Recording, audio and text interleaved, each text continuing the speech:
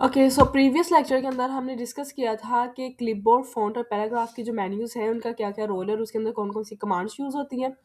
तो आज के लेक्चर में हम करेंगे अबाउट इंडेंटेशन। अब इंडेंटेशन क्या होती है? Decrease and increase indent. Indent basically जब भी हम अपना पैराग्राफ स्टार्ट करते हैं, उस पैराग्राफ की जो फर्स्ट लाइन होती है, उस फर्स्ट लाइन से पहले हम एक तो मार्जिन होता है जिसको हम पहले से अपने लेआउट के अंदर डिफाइन कर देते हैं, लेकिन उस मार्जिन के अलावा भी कुछ स्पेस होती है जो अक्सर हम अपने पैराग्राफ्स के अंदर अप्लाई करते हैं।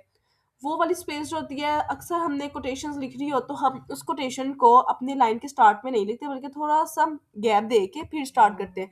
समटाइम्स हम पैराग्राफ्स को भी इसी तरह थोड़ा-सा गैप दे के स्टार्ट करते हैं। वो वाली स्पेस जो होती है वो मार्जिन में इंक्लूड नहीं होती, but that space is called our indentation.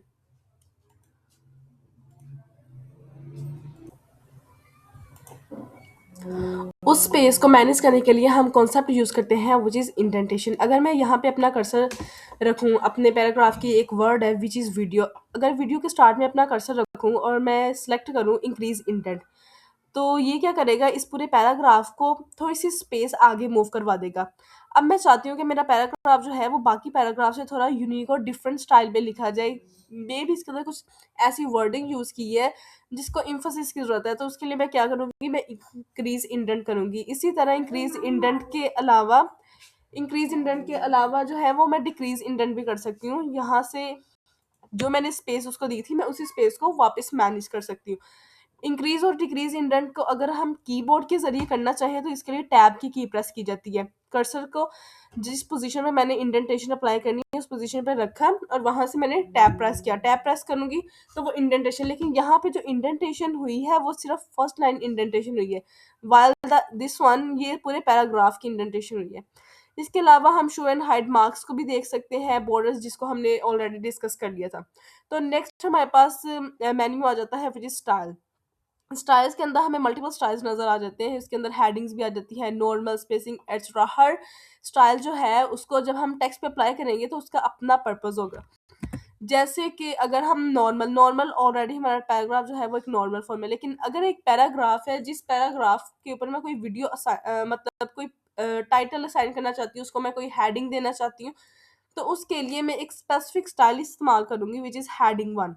Like suppose मैंने वीडियो को एज़ अ हेडिंग शो करवाना है, तो मैं क्या करूँगी, यहाँ पे मैंने वीडियो का वर्ड लिखा। इस वीडियो के ऊपर मैं सिलेक्ट करूँगी, सिलेक्ट करने के बाद इसको मैं हेडिंग 1 असाइन कर दूँगी। अब इस वीडियो के ऊपर कुछ स्पेसिफिक फॉर्मेटिंग है, इस फॉर्मेटिंग को हम चेंज भी कर सकते हैं, लेकिन ये बाय डिफ़ॉल्ट वर्ड के अंदर लाइक उसका फ़ॉन्ट का कलर जो है वो ब्लू हो गया, उसका साइज़ 16 हो गया, उसका फ़ॉन्ट का जो स्टाइल था वो कैलिब्री लाइट हो गया। मतलब ये उन्होंने एक फॉर्मेटिंग जो है वो प्री डिफाइंड सेट की हुई है वर्ड के अंदर कि जब भी हेडिंग 1 अप्लाई होगी, इसको हम इज़िली देख के जज भी कर सकते हैं कि ये हेडिंग 1 अप्लाई की हुई है। और इसके साथ अगर आपको नज़र आए, यहाँ छोटा-सा एक नज़ बटन है, जो कि आपको ये बताता है कि इस हेडिंग के अंदर जितना भी कंटेंट है ना, वो इस एक कीवर्ड के अंदर अप्लाई हो सकता है। वो पूरा का पूरा कंटेंट जो है वो इस एक कीवर्ड का हिस्सा है, क्योंकि उसके बाद ये सारी चीज़ें, ये नज़ बटन मैं क्लिक करूँगी जब, तो मुझे वो सारा कंटेंट शो होगा। यूजुअली हम हेडिंग्स को तब यूज़ करते हैं जब हमने टेबल ऑफ कंटेंट्स क्रिएट करने हो। फर्दर और इंसर्ट के सेक्शन के अंदर मैं आपको बताऊंगी how to create table of contents and how to access the each table of content by using their links with the help of these styles. इस स्टाइल्स का ज़्यादातर यूज़ वहाँ पे होता है, लेकिन बट नो हो होनी चाहिए कि स्टाइल्स जो है वो कौन-कौन से होते हैं और उसकी टाइप्स कौन सी है। अब मैंने वीडियो के नीचे मैं चाहती हूँ इसकी एक सब हेडिंग लिखी जाए व्हिच इज़ हेडिंग 2। उस हेडिंग 2 को मैं हेडिंग 2 का स्टाइल अप्लाई करूँगी लाइक दिस वन। इस वर्ड को जब मैं सिलेक्ट करूँगी, बेसिकली सिलेक्ट करने के बाद मैं इसके ऊपर हेडिंग 2 अप्लाई कर रही हूँ। अब कुछ हमारे पास सब हेडिंग्स आ जाती हैं। हेडिंग 2, अब हेडिंग 1 जो है उसका फ़ॉन्ट जो है उसकी स्टाइलिंग डिफरेंट है, हेडिंग 2 की स्टाइलिंग डिफरेंट है। तो इन दोनों में डिफरेंस जो है हमें बता रहा है। अब this one also includes under this and this include this. अब हेडिंग 2 जो है वो मैंने हेडिंग 1 के अंदर रखी है, वो उसका एक पार्ट है। जबकि हेडिंग 2 जो है, बाकी का कंटेंट जो है वो हेडिंग 2 का पार्ट है। तो इसके ज़रिए हम अपने कंटेंट को मैनेज कर सकते हैं कि हमने उनकी हायरार्की को किस तरह मैनेज करना है। इसके अलावा हमारे पास अगर डिटेल में देखें, हेडिंग 5, 6, 7, 8, 9 तक हेडिंग्स आ जाती है। उसके बाद हमारे पास टाइटल्स आ जाते हैं। हमने अपने पैराग्राफ के ऊपर कुछ टाइटल लिखा होता है जो कि ये डिफाइन करता है कि इस पैराग्राफ के अंदर जो मेन किस चीज़ के रिलेटेड है, उसका टॉपिक क्या है, तो वो हम टाइटल डिफाइन करते हैं। सब टाइटल आ जाता है कि उसके अंदर उसका सब टाइटल क्या है। मल्टीपल टाइप के डॉक्यूमेंट्स को मैनेज करने के लिए हम इन स्टाइलिंग को यूज़ करते हैं। अगर हम चाहें कि हम इनकी फॉर्मेटिंग को चेंज करें, तो उसके अलावा हमें अपना एक न्यू स्टाइल बनाना पड़ेगा। उस स्टाइल को बनाने के लिए हम क्रिएट स्टाइल पे जाएँगे। यहाँ पे हम उसका स्टाइल का नेम लिखेंगे और उसको मॉडिफ़ाई कर देंगे। जब हम उसको मॉडिफ़ाई करेंगे तो इसके अंदर से हम उसको डिफ़ाइन करेंगे कि जब भी हमने इसका ये स्टाइल 1 अप्लाई करना है, इसका नेम हम चेंज भी कर सकते हैं, तो वो हमारे पास एक नए स्टाइल की फ़ॉर्म में आ जाएगा। इसका अगर हम चाहें तो इसका कलर चेंज होके रेड भी हो सकता है। इसका साइज़ जो है वो हमारे पास 10 भी आ सकता है। अगर मैं चाहूँ तो ये बोल्ड भी हो सकता है। ये हमारे पास सेंटर्ड भी आ जाता है। जिस तरह आपको यहाँ पे एक प्रीव्यू दिखाया जा रहा है कि जिस तरह यहाँ पे ये वीडियो के ऊपर स्टाइलिंग अप्लाई हो रही है, इन द सेम वे हम एक नया स्टाइल क्रिएट कर सकते हैं।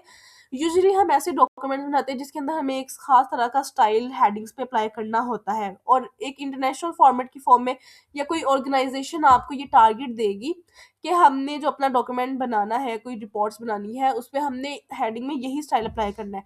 तो हम हर बार उसके ऊपर वो स्टाइल अप्लाई नहीं करेंगे, तो हम एक ही बार उसको स्टाइल को बना के अपनी सेटिंग्स के अकॉर्डिंग अगर उसको अंडरलाइन करना चाहते हैं, यहाँ से अंडरलाइन भी हो जाएगा, इटैलिक भी हो जाएगा, उसकी एम्फेसिस एनहांस करने के लिए उसकी spacing, indentation, each and everything आप इसको यहाँ से मॉडिफाई कर सकते हैं।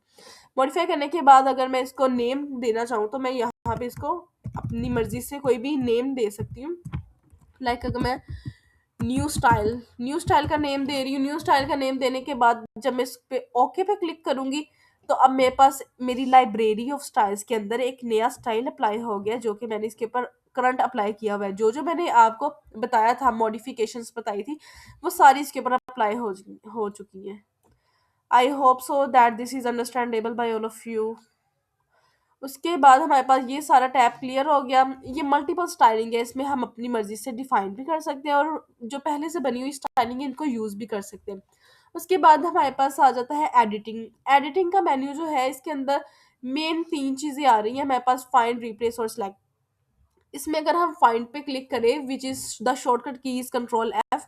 फाइंड के ज़रिए हम अपने पूरे डॉक्यूमेंट के अंदर कोई भी एक स्पेसिफिक कीवर्ड को या किसी वर्ड को फाइंड कर सकते हैं, मतलब ढूंढ सकते हैं। इसके अंदर अब हमारे पास डॉक्यूमेंट है जिसके अंदर 300 पेजेस है। उन 300 पेजेस में से मैं आपको अगर कहूँ कि आपने एक स्पेसिफिक वर्ड जो है उसको ढूंढना है, तो मैं अगर मैनुअली देखूंगी तो वो बहुत ज़्यादा हेक्टिक हो जाएगा मेरे लिए।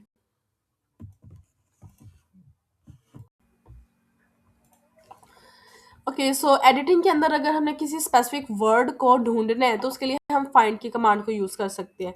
लाइक सपोज अगर मैं यहाँ पे क्लिक करूँगी फाइंड, तो ये मेरे पास एक डायलॉग बॉक्स ओपन हो जाएगा। इस डायलॉग बॉक्स में एक सर्च बार शो हो रहा है। इस सर्च बार के अंदर मैं जो भी वर्ड लिखूंगी जिसको मैं ढूंढना चाहती हूँ, तो वो मुझे शो होगा। लाइक अगर मैं यहाँ पे लिखूँ डॉक्यूमेंट, अब इस पूरे पैराग्राफ या पूरे डॉक्यूमेंट के अंदर जहाँ-जहाँ ये डॉक्यूमेंट का वर्ड लिखा हुआ है वो मेरे पास हाइलाइटेड फॉर्म के अंदर आ गया, और यहाँ पे एक नेविगेशन में मुझे उसके रिजल्ट्स भी शो हो रहे हैं कि किस-किस पैराग्राफ के अंदर ये डॉक्यूमेंट का वर्ड लिखा हुआ है। So you can easily find कि अगर आपके पैराग्राफ या आपके टेक्स्ट के अंदर कोई ऐसा स्पेसिफिक वर्ड है जो आप यूज़ नहीं करना चाहते थे और वो आपसे यूज़ हो गया है, तो आप इसके थ्रू उसको फाइंड कर सकते हैं।